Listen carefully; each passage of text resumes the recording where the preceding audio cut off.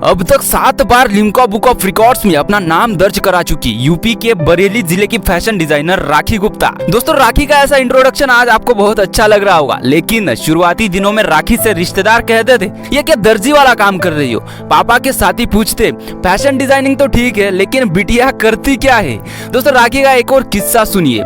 11 साल की थी। गर्मियों की छुट्टियों में साइंस की टीचर ने एक प्रोजेक्ट बनाने को दिया। जब स्कूल खुले तो सारे बच्चे प्रोजेक्ट के साथ क्लास में पहुंचे।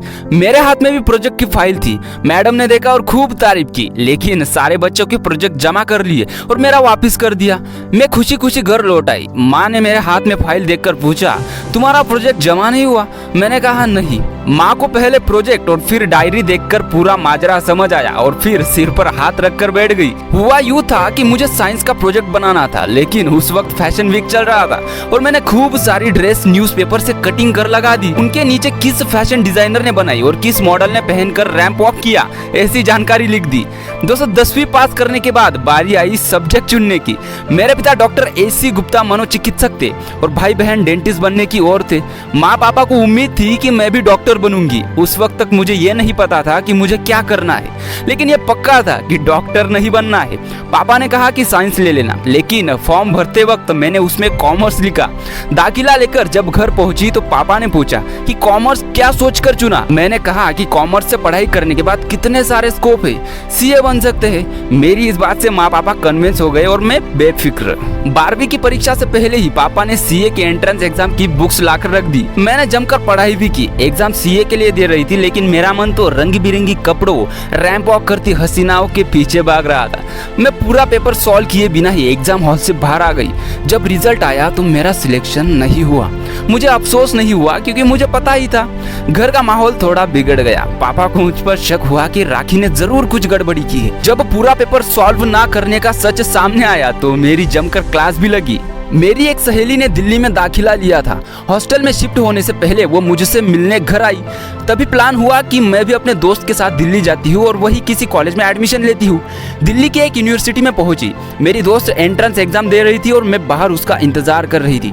तभी मेरी नजर एक बोर्ड पर पड़ी जिस पर यूनिवर्सिटी में पढ़ाए जाने वाले विषय लिखे थे। मैंने जैसे ही फैशन डिजाइनिंग देखा, बिना देर किए फॉर्म भर दिया और एंट्रेंस एग्जाम भी दे दिया। साल 2009 में मैंने फैशन डिजाइनिंग की पढ़ाई पूरी की। इस दौरान मैंने यूनिवर्सिटी में कई फैशन शो किए, जहां मेरी बनाई डिजाइन की जमकर तारीफ भी हुई। बैचलर ऑफ फैशन डिजाइनिंग के लास्ट सेमेस्टर में पापा की डेथ हो गई।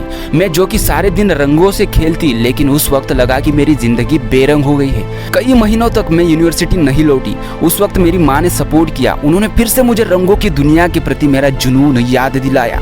तब मैं वापस लौटी। उसके बाद से आज तक हर दिन कुछ नया करती आ रही हूँ। राखी कहती है कि फैशन की दुनिया बहुत तेजी से बदलती है। यहाँ सभी डिजाइनर अपनी अपनी क्रिएटिविटी दिखा रहे हैं। फिर एक दिन मुझे लगा कि फैशन सिर्फ कपड़ों तक सीमित नहीं है, तो क्यों ना आर्ट और साइंस के जरिए कुछ ऐसा बनाया जाए जो लोगों के लिए चमत्कार जैसा हो। इसके बाद मैंने बहुत सारे आइडियाज पर रिसर्च की।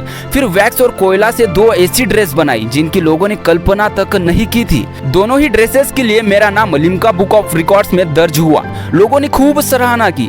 उससे जो मोटिवेशन मिला तो फिर Fevicol dress, pure gold leaves lehenga, साबुन का इस्तेमाल कर sari, white cement set two piece dress, wax sari तैयार की। खास बात यह है कि सभी ड्रेसेस को पहना जा सकता है। इन सारी ड्रेसेस के जरिए मैं अब तक 7 बार लिम्का बुक ऑफ रिकॉर्ड्स में अपना नाम दर्ज करा चुकी हूँ। दोस्तों, राखी को अपनी फैशन की दुनिया से जब भी फुर्सत मिलती है तो वह अनाथालय और वृद्धाश्रम में नजर आती है। यहाँ वह बच्चों और बुजुर्ग के साथ वक्त बिताकर सुकून महसूस करती है। राखी को उनके योगदान के लिए महिला सशक्तिकरण पुरस्कार और वशिष्ठ नागरिक पुरस्कार से सम्मानित किया जा चुका है। दोस्तों, ऐसे ही किस्से कहानियों का दौर चलता रहेगा अगर नीचे का सब्सक्राइब बटन दबता रहेगा। मेरा नाम है हर्षल और उम्मीद है कुछ नया जानने को मिला होगा।